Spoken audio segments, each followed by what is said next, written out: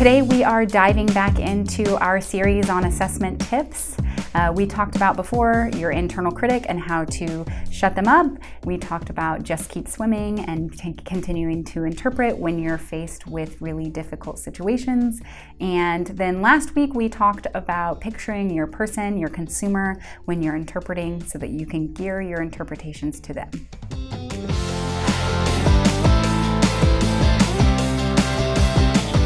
Today we are diving into one of my favorite and I think the most important tip, which is deliberate practice. So when we think about assessments, we obviously know that it's going to be stressful. It's not exactly how it would be in the real world.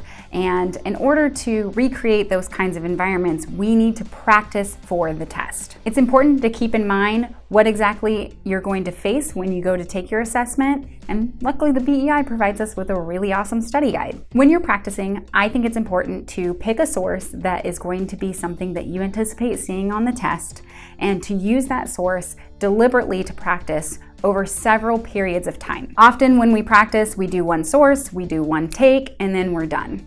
And we need to shift that kind of thought process to practicing the same source several times over a period of time in order to perfect it. And when I say perfect, I don't mean actually perfect. There is no such thing as a perfect interpretation. So if you think that your interpretation has to be perfect, go ahead and throw that out right now. When I say perfect, I mean accessible by your consumer. Often in interpreting, we think about just communication, facilitating communication.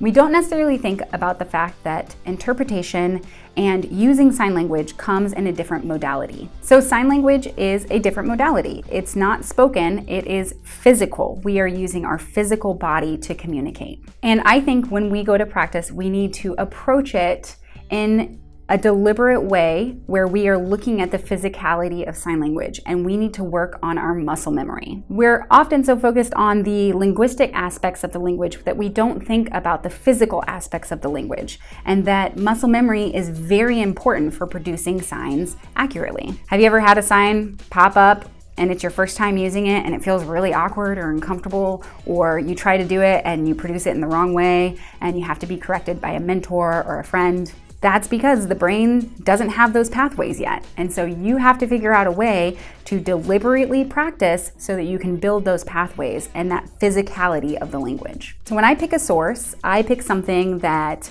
I am going to practice over a long period of time and focus on different elements of my interpretation. When I first start a source, I pick an element of my interpretation that I might be focusing on for that period of time. So if I'm struggling with fingerspelling, then I will focus on fingerspelling. In that focus on fingerspelling, I may drop more information than what I would normally do if I wasn't picking something deliberately to practice. So as I'm interpreting and I'm focusing on fingerspelling, I'm focusing on my production of fingerspelling, if it's clear, if it's too fast, if it's too slow, the movement, and if it's able to be seen 3D or 2D, and what that kind of looks like when we're looking at both. So when I'm practicing, I'll hone in on that skill of fingerspelling and really focus on how to improve it overall. And that does mean dropping other pieces of the message. And that's okay because this is practice. When I go back and review the video, I'll take notes only on the fingerspelling. I don't focus on other aspects of the language because that's not what the intent of that practice session was. So then I pick up the next time and I focus on something else, like non-manual signals or your facial expressions. When focusing on non-manual signals, I tend to look past all of the other physical aspects of the language and really just hone in on how to improve all of that information that's on our face. So I'm using the same exact source over several periods of practice.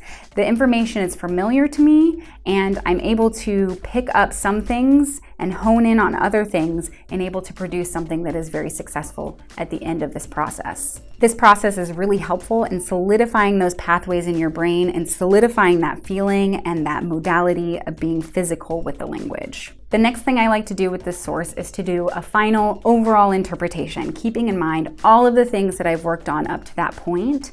And that interpretation is one that I'll bring forward to a mentor or a friend, deaf or hearing, and have them look over for clarity, for insight. And I like to tell them exactly what I'm focusing on. So I'll meet with my mentor and I'll let them know, I'm focusing on fingerspelling in this, I'm focusing on my non-manual signals. How can I better improve those two things? When communicating with a mentor, it's important to tell them exactly what you're focusing on so that they can better hone in on those things to better improve those skills. So when you're practicing, make it deliberate.